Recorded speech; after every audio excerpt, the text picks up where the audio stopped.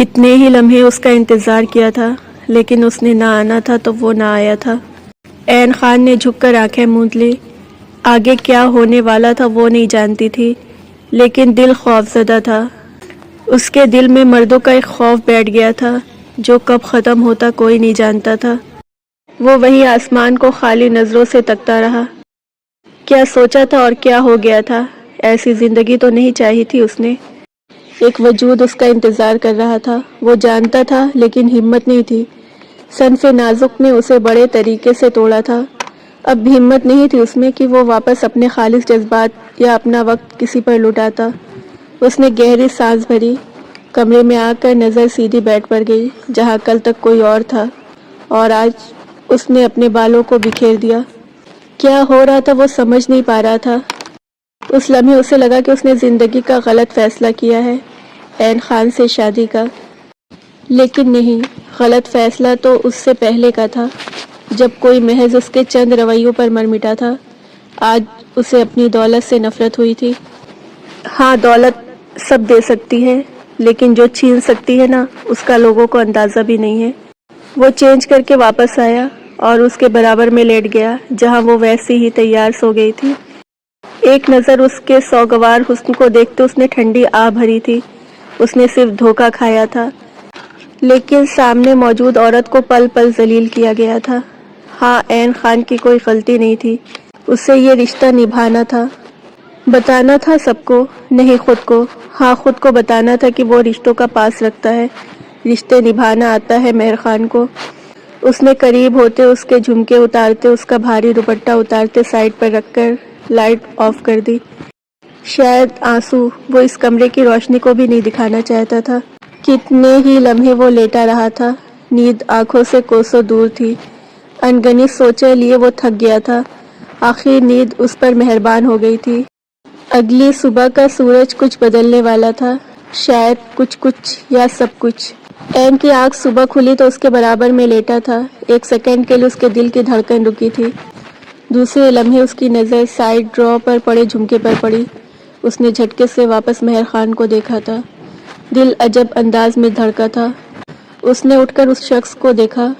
کیا وہ بھی وہی سب کرے گا جو اس کے بڑے بھائی نے کیا تھا؟ یہ سوچتے اس نے اپنی جگہ سیکنڈ میں چھوڑ دی تھی۔ اپنے آپ کو آئینے میں دیکھتے اس کی آنکھیں نم ہوئی۔ زندگی مشکل تھی پہلے، اب کیسی ہونی تھی اس کا دار و مدار مہر خان پر تھا۔ ایک عورت کی زندگی کیسی ہوگی یہ اس سے منسلک مرد پر مختصر ہوتا ہے۔ یونیورسٹی میں پڑھاتے آج اسے 1 مہینہ ہو گیا تھا۔ آج اسے اس کی پہلی تنخواہ ملی تھی۔ وہ تب سے ٹرانس کی سی کیفیت میں 40,000 اپنے ہاتھ میں پکڑ کر بیٹھا تھا۔ وہ شہر کے سب سے بڑی یونیورسٹی تھی، اسے اس کی ڈگری کے بنا پر جلدی رکھ لیا گیا تھا، لیکن ایکسپیرئنس نہ ہونے کی صورت اس کی تنخواہ بھی شروع کے چند ماہ میں کم رہنی تھی۔ اس کا کام دیکھتے وقت کے ساتھ بڑھ جانے کو کہا گیا تھا۔ فاضل خان کے لیے وہ 40,000 روپے ایک چھوٹی رقم تھی، کیونکہ اس رقم سے کہیں زیادہ اس کے بینک اکاؤنٹس میں پیسے پڑے تھے، لیکن وہ پیسے اس کے خود کے کمائے ہوئے نہیں تھے۔ اس کی آنکھیں زندگی میں پہلی بار نم ہوئی۔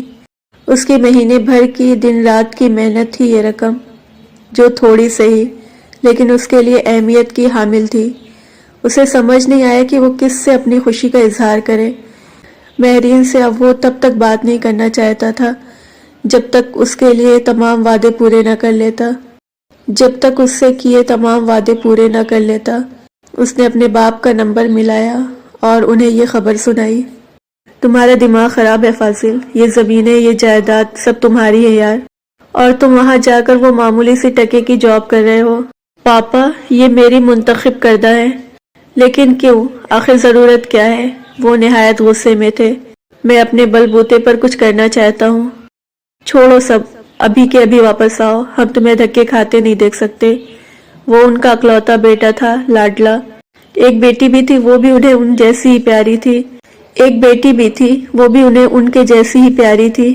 ایک بیٹی بھی تھی، وہ بھی انہیں ان کی ہی جیسی پیاری تھی، کیونکہ ان کے نیچر سردار اشتم سے الگ تھی تھوڑی، لیکن اتنی نہیں کہ اب وہ اسے کسی لڑکی کے لیے ذلیل ہونے دیتے۔ بالکل نہیں۔ بابا، مجھے کچھ بن لینے دیں، تب تک ہی واپس آؤں گا۔ تمہارا دماغ خراب ہو گیا ہے فیضی، واپس آؤ، تمہاری شادی کریں ہم، تاکہ تمہارا دماغ ٹھکانے پر آئے۔ اب کے اسپیکر میں اس کی ماں کی آواز گونجی۔ اسی کے لیے تو کہہ رہا ہوں ماما، اس نے ہولے سے کہا۔ واٹ ربش، میرین خان کو یہاں کسی چیز کی کمی نہیں ہوگی۔ تم واپس آؤ، اس لڑکی کا دماغ تو مجھے ویسے بھی ٹھکانے پر نہیں لگتا۔ بابا، میں میرین کے بارے میں کوئی بات نہیں سنوں گا، اور اگر آپ کو بیٹا عزیز ہے تو دوبارہ اسے کچھ مت کہیے گا، اوکے؟ لیکن تم خدا را واپس آ جاؤ۔ بابا پلیز، مجھے کچھ کر لینے دے۔ ٹھیک ہے میری جان، کرو، لیکن تمہاری صحت پر کوئی فرق پڑا تو ہم خود شہر آ جائیں گے۔ یہ آواز اس کی ماں کی تھی۔ ماما آ جائے، ہم مزے کریں گے خوب۔ اور پھر کچھ باتوں کے بعد فون بند کر دیا گیا تھا۔ وہ منا چکا تھا اپنے والدین کو، کیسے نہ مناتا، لاڈلا تھا ان کا۔ ان کے ماں باپ نے بھی کبھی اس کی بات ٹالی ہی کہاں تھی۔ نازیہ خان مسکرائی تھی۔ حویلی کے مردوں کا یہ روپ انہوں نے کہاں دیکھا تھا؟ مطلب پہلی درار پڑ چکی تھی۔ انہوں نے سکون سے آنکھیں موندی۔ وہاں وہ بھی پرسکون ہوتا سو چکا تھا، یہ جانے بغیر کہ کل کا سورج مہر خان کو اس سے مزید بدگمان کر دے گا۔ وہ جو لان میں بیٹھی میگزین کا ورق گردانی کر رہی تھی، اس کا دھیان مین گیٹ کھلنے کی طرف ہوا۔ دراب خان اور نازیہ بیگم آئے تھے۔ وہ فوراً اٹھ کر ان کے قریب آئی اور سر جھکا کر سلام کیا۔ نازیہ خان نے خوش اسلوبی سے اور دراب خان نے سنجیدگی سے جواب دیا تھا۔ بیٹا چائے بنوا دے، نادیہ بیگم نے اسے کہا تو وہ اوکے کہتی اندر کی طرف بڑھ گئی۔ کچھ ہی دیر کے بعد سردار ہشتم اور زینب خان کی بھی آمد ہوئی تھی۔ کہیں یہ لوگ شادی کی بات تو نہیں کرنے آئے؟ اس نے فکر مندی سے سوچا، کیونکہ کافی دیر بعد آج اس کے گھر سب اکٹھے ہوئے تھے۔ وہ خانسا ماں کے ساتھ خود بھی تیاریوں میں جٹ گئی، لیکن دل کو ایک دھڑکا سا لگا تھا۔ آج بہت دنوں بعد آئے ہیں آپ دونوں، فضیلہ بیگم نے اپنے دونوں بھائیوں کو دیکھ کر کہا۔ بس وقت ہی کہاں ملتا ہے، دراب خان نے کہا، اور پھر ایسے ہی ہلکی پھلکی باتیں ہونے لگی۔ مرد حضرات اپنی باتوں میں مگن تھے اور عورتیں اپنی۔ فاضل خان کہاں ہوتا ہے آج کل دراب؟ سردار ہشتم کی آواز گونجی تو سب متوجہ ہوئے۔ وہ شہر ہوتا ہے آج کل، دراب خان نے گہری سانس بھری۔ خیریت؟ اتنی دیر تو وہ گھر سے دور نہیں رہتا، اب کی بار تو مہینے سے اوپر ہو گیا ہے۔ جی بس وہ وہاں اپنا کام کر رہا ہے، دراب خان نے سنجیدگی سے جواب دیا۔ زینب خان اور فضیلہ بیگم چوکی۔ یہ تو بہت اچھا ہے، کون سا بزنس شروع کیا؟ لیکن اسے ضرورت کیا تھی دراب؟ پروفیسر لگا ہے کسی یونیورسٹی میں، لیکن کیوں؟ کیا ضرورت ہے اتنی خودداری کی؟ جب تمہارا سب اس کا ہے، اسے واپس بلاؤ۔ دراب اگر اتنا ہی شوق ہے تو یہاں آ کر اپنی زمینیں سنبھالے، سردار ہشتم نے حتمی انداز میں کہا۔ بھائی صاحب میں نے بھی اسے سمجھایا ہے، لیکن اس پر اپنے بل بوتے پر کھڑے ہونے کا بھوت سوار ہے۔ واپس بلاؤ، اس کی شادی کرو، سارے بھوت اتر جائیں گے۔ مہرین کے لیے ہی تو کما رہا ہے۔ اب کی بار دراب خان نے عام سے انداز میں حقیقت بتائی۔ فضیلہ خان نے مسکراتے اور حیرت سے نازیہ خان کو دیکھا تو انہوں نے بھی مسکرا کر تصدیق کی۔ اس نے اپنے گلابی جوڑے کو دیکھا، جو نہ زیادہ کام والا تھا نہ زیادہ لائٹ۔ میک اپ پہلے بھی نہ ہونے کے برابر تھا، اب مٹ چکا تھا۔ اس نے کپڑے لیے اور چینج کر کے باہر آئی۔ وہ صوفے پر ٹک کر اس کے اٹھنے کا انتظار کرنے لگی تھی، کیونکہ شاہنواز اسے خود سے پہلے باہر جانے کی اجازت نہیں دیتا تھا۔ وہ اٹھا تو وہ فریش ہو کر صوفے پر بیٹھی تھی، وہ بھی فریش ہونے چلا گیا۔ 10 منٹ کی واپسی کے بعد بھی وہ وہیں بیٹھی تھی۔ مہر خان کو یہ سب عجیب لگا۔ جانا نہیں ہے نیچے؟ یہ پہلا جملہ زندگی کا اس نے عین خان کے روبرو ہو کر کہا تھا۔ نہیں، مطلب آپ تیار نہیں تھے؟ سیریسلی آپ کو میری اجازت درکار نہیں ہے عین خان، آپ جا سکتی ہیں، یہ کمرہ اب ہم دونوں کا ہے، جتنا میرا اتنا آپ کا۔ عین نے حیرت سے اسے دیکھا۔ کیا جو ابھی اس نے سنا تھا وہ ٹھیک تھا؟ مہر خان نے ہلکی مسکراہٹ سے سر ہاں میں ہلاتے دروازے کی طرف اشارہ کیا تو وہ باہر نکل گئی۔ اس کے جاتے ہی وہ مسکراہٹ دم توڑ گئی تھی۔ رشتہ بن گیا تھا، نبھانا اس نے تھا۔ ہاں، کل کی رات اس کے دل میں 2 چیزیں تھی۔ کیا واقعی وہ یہ رشتہ نبھانا چاہتا ہے یا نبھا پائے گا؟ مسلسل خاموشی کے بعد اس نے مزید دل کو ٹٹولا تھا تو جواب آیا ہاں، جس سے وہ خود بھی حیران تھا۔ ہاں، اس مقدس رشتے کا کوئی قصور نہ تھا اور نہ ہی ان دونوں کا حق تھا خوشیوں پر۔ مشکل تھا سب، لیکن ناممکن نہیں۔ محبت نہ صحیح، لیکن ایک نارمل زندگی تو گزار سکتے تھے وہ۔ اس نے سب کے ساتھ ناشتہ کیا اور سردار ہشتم کے کمرے کی طرف بڑھا۔ میرے شیر ایک بات مانو گے؟ انہوں نے اسے بازو کے حلقے میں لیتے کہا۔ ساری باتیں تو مانتا ہوں، اب بھی پوچھ رہے ہو؟ اس نے منہ بسوڑا۔ ہاں بس ایسے ہی مانتے رہو تاکہ کل کو تمہارے بچوں کو بتا سکوں کہ تمہارے باپ پر میرا کافی رعب تھا۔ وہ بھی مسکرایا، اس کی مسکراہٹ نکلی نہ تھی۔ آپ اور عین ہماری مری والے گھر میں شفٹ ہو جائیں، انہوں نے آہستگی سے کہا۔ مہر خان نے حیرت سے انہیں دیکھا۔ لیکن کیوں بابا؟ کیونکہ ہم چاہتے ہیں وہاں آپ لوگ اکیلے رہیں، وقت گزاریں اور ایک دوسرے کو اچھے سے سمجھیں۔ وہ سب ہم یہاں بھی کر سکتے ہیں۔ مہر کو ان کی بات سمجھ میں نہ آئی تھی۔ دیکھو برخوردار، یہاں شہنواز ہے، اچانک سے سب بدلا ہے، عین بیٹی کے لیے مشکل ہے سب، اور اس کمرے سے ہم جانتے ہیں آپ کے کافی جذبات جڑے ہیں۔ اس وقت مناسب یہی ہے کہ آپ سب سے دور جا کر ایک دوسرے کے بارے میں سوچیں، اور ہمیں یقین ہے اس بار بھی آپ ہماری بات نہیں ٹالیں گے۔ یہ چیٹنگ ہے بابا۔ نہیں ٹالیں گے کیا مطلب؟ میں اپنا موقف تو بیان کر سکتا ہوں نا۔ نہیں، وہ مسکرائے۔ میں بدلہ لوں گا ان سب ناانصافیوں کا آپ سے۔ میں بدلہ لوں گا ان سب ناانصافیوں کا آپ سے۔ میں بدلہ لوں گا ان سب ناانصافیوں کا آپ سے۔ اس نے تھک کر ان کی بات مان لی تھی۔ ان کا شادی والا فیصلہ مانا تھا تو چلو یہ بھی صحیح۔ وہ رات کو ہی روانہ ہو گئے تھے۔ عین نہیں جانا چاہتی تھی لیکن یہی وقت کا تقاضا تھا۔ وہ سب پلیٹس میں رکھتی اندر کی طرف بڑھ گئی۔ اندر کا ماحول عجیب سا تھا، خاموشی تھی، صرف عورتیں ہلکی پھلکی گفتگو میں ملوث تھیں۔ مہرین خان، کیا تم نے فاضل خان کو نوکری کرنے کو کہا ہے؟ سردار ہشتم نے کہا تو وہ چونکی۔ کسی کو امید نہیں تھی کہ وہ سیدھا مہر سے ہی پوچھ لیں گے۔ جی میں؟ تمہاری وجہ سے وہ وہاں دھوپ مٹی کھاتا پھر رہا ہے۔ اتنی زمینیں ہیں تو باہر کمانے کی کیا تک بنتی ہے؟ کیسے خرافات تم اس کے دماغ میں ڈالتی ہو؟ ان کی آواز اونچی ہوئی تو وہ سہم گئی۔ میں نے نہیں کہا تو کس نے کہا؟ اسے کہ وہ وہاں پروفیسر لگے یہ زمینیں چھوڑ کر؟ مجھے نہیں معلوم۔ رہنے دے بھائی صاحب، جب بچی کہہ رہی ہے تو ہو سکتا ہے اسے نہ معلوم ہو، دراب خان نے کہا۔ کیسے نہ معلوم ہو؟ خیر تم فون کرو اسے اور واپس آنے کا کہو، دراب خان نے اسے کہا۔ وہ نم آنکھوں سے انہیں دیکھنے لگی۔ بنا غلطی کے اسے اتنا سا سنا دیا گیا تھا، جبکہ حقیقت اسے ٹھیک سے معلوم نہیں تھی، لیکن اتنا اسے اندازہ ہو گیا تھا کہ فاضل خان وہاں پروفیسر کی جاب کر رہا ہے۔ لیکن کیوں؟ کس کے کہنے پر؟ اس نے تو نہیں کہا، تو پھر اس کا نام کیوں لیا؟ وہ شدید بدگمان ہوئی تھی۔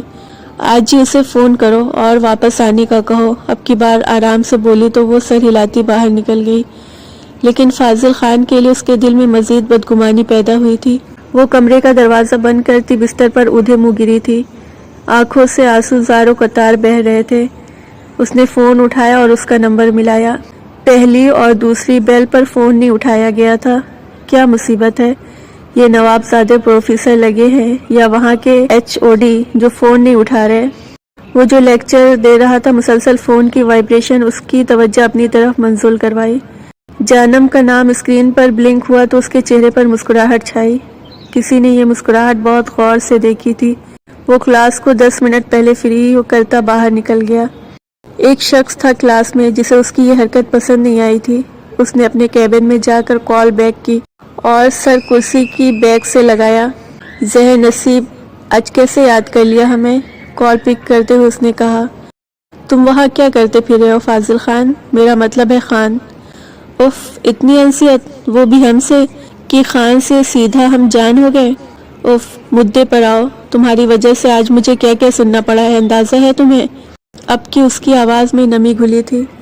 مہرین، کیا ہوا؟ کسی نے کچھ کہا ہے؟ ہاں، بہت کچھ۔ تمہیں اس جاب کو کرنے میں کیا میں نے کہا ہے؟ جبکہ ماں بدولت کو اندازہ بھی نہیں تھا۔ مامو جان نے آج سب کے سامنے مجھے ڈانٹا ہے۔ اس کی رودھی آواز سے وہ بے چین ہوا۔ بابا نے؟ نہیں، ہشتم مامو نے۔ اوکے، ان کی باتوں کا برا مت مانو، انہیں نہیں پسند آیا ہوگا میرا ایسے جاب کرنا۔ تم واپس آ جاؤ۔ یہ ممکن نہیں۔ کیوں نہیں؟ نہیں تو سب مجھے ایسے ہی سنائیں گے کہ میری وجہ سے تم یہ سب زمینیں اور سو کولڈ جائیداد چھوڑ کر وہاں دھکے کھا رہے ہو۔ اوکے، کام ڈاؤن، آتا ہوں، کل ویکینڈ ہے، سب سے مل کر سب کلیئر کر دوں گا، ڈونٹ ویری۔ ہاں، مہربانی۔ اوکے، آنسو صاف کرو اور دوبارہ نہیں روگی تم۔ یہ پہلا جملہ تھا جو فاضل خان نے استحقاق سے بولا تھا، اور مہرین نے اس کی بات پر عمل کیا بھی تھا۔ چلو کل ملتے ہیں، اور ہاں کل تک ناک بنوا لو، مجھے تمہیں نوسپین میں دیکھنا ہے۔ وہ جو فون کاٹنے لگا تھا کچھ یاد آنے پر بولا، نیور مجھے نہیں پسند، میں بتا چکی ہوں، پر مجھے پسند ہے اور تم کرواؤ گی، ڈینکس فائنل۔ تم پاگل ہو گئے فاضل خان۔ اور مہرین بی بی نے فٹاک سے فون کاٹ دیا تھا۔ فاضل خان دستک دے کر آنے والی شخصیت کو دیکھا تو سیدھا ہوا۔ کھانا کھائیں گے؟ چونکہ سفر زیادہ لمبا نہ تھا اور سارے انتظامات سردار ہشتم کروا چکے تھے، سو وہ 2 گھنٹوں کی ڈرائیونگ سے وہاں پہنچ چکے تھے۔ اس وقت رات کے 11 بج رہے تھے۔ اس وقت کچھ بھی کھانے کو باہر سے نہیں ملے گا، مہر نے کہا۔ تو گھر پر کچھ؟ این نے انگلیاں مروڑتے کہا۔ گھر کا سامان ہم کل خرید لیں گے، اور بھوک تو اسے بھی لگی تھی، وہاں سے نکلتے اس کا دماغ یہ نہیں رہا کہ کچھ کھانے کا ساتھ لے لیتے۔ اب صبح ہی کھانا نصیب ہوگا، آ جائے سوتے ہیں۔ مہر نے ایک نظر اسے دیکھ کر فون سردار ہشتم کو کرتے اپنی خیریت سے پہنچنے کی خبر دی اور کمرے میں چلا گیا۔ وہ کچن میں آئی اور یہاں وہاں دیکھنے لگی۔ صاف صفائی نہ تھی لیکن اتنا گندا بھی نہ تھا کچن، کیونکہ کچھ ملازم مہینے بعد آ کر اس گھر کی صفائی کر جاتے تھے۔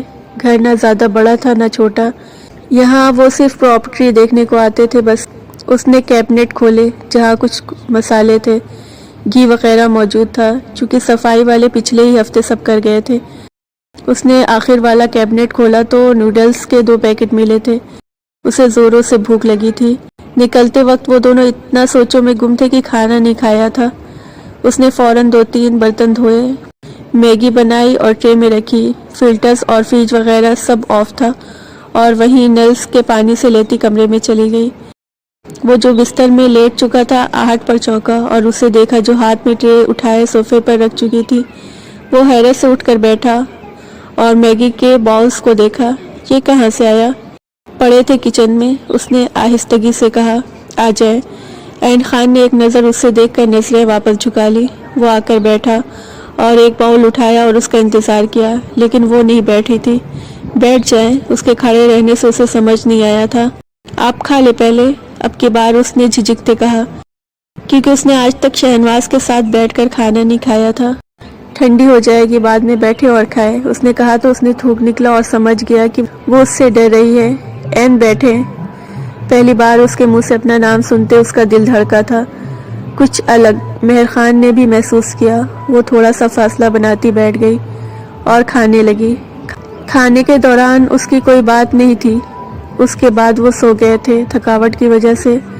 اگلی صبح وہ جلدی جاگ گئی تھی، گھر کو پورا صاف کر دیا تھا اس نے، اور اس وقت اسے شدید بھوک لگ رہی تھی۔ وہ جو تھک کر واپس اوپر جا کر نہانے کا سوچتے دروازہ کھولا، تبھی اندر کی طرف سے بھی کھولا گیا تھا، جس کا نتیجہ زبردست تصادم کی صورت ہوا تھا۔ اس نے عین خان کو تھامتے دیوار کے ساتھ لگایا، نہیں تو وہ دونوں گر جاتے۔ لمحوں کا کھیل تھا۔ بیک وقت دونوں ایک دوسرے کو دیکھا تو پہلی بار مہر خان کو لگا کہ اس نے اس سے زیادہ خوبصورت آنکھیں کبھی نہیں دیکھی۔ لائٹ براؤن آنکھیں، پسینے سے بال گردن پر ماتھے پر چپکے تھے جو کافی لمبے اور گھنے تھے۔ دوپٹہ نہیں اوڑھا تھا، سادہ شلوار قمیض پہنے، ہاتھوں میں موجود تھوڑی سی چوڑیاں، ناک میں چمکتا لونگ، شفاف چہرہ، کٹاؤ دار ہونٹ اور تیکھی ناک۔ ہاں وہ حسین تھی۔ کیا وہ عیزہ شاہ سے بھی زیادہ حسین تھی؟ پل میں اس نے موازنہ کیا تھا، جواب آیا تھا نہیں۔ ہاں وہ اس سے زیادہ خوبصورت نہیں تھی، لیکن سادگی میں اپنی مثال آپ تھی۔ پہلی بار اسے کسی کی سادگی نے اٹریکٹ کیا تھا۔ آنکھیں خوبصورت ہیں آپ کی عین، اس نے دھیرے سے کہا تو وہ ہوش میں آئی۔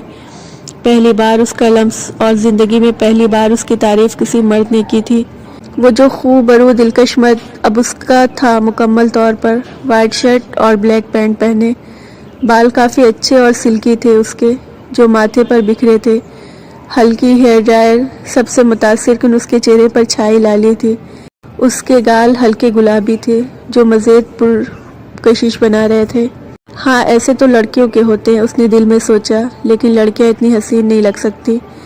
اس کی تعریف پر اس نے اسے دیکھا، وہ فسو بہت خوبصورت تھا۔ مہر خان نے اپنا ہاتھ اس کی کمر کی طرف کیا تو اس کی آنکھیں حیرت سے پھٹ گئی، لیکن جلد وہ پیچھے دیوار پر لگا کیل کھینچ کر نکال چکا تھا۔ آپ نے کیا سوچا تھا؟ نہ جانے کیوں لیکن یہ سوال پوچھ گیا تھا۔ این نے تھوک نکلا شرمندگی سے۔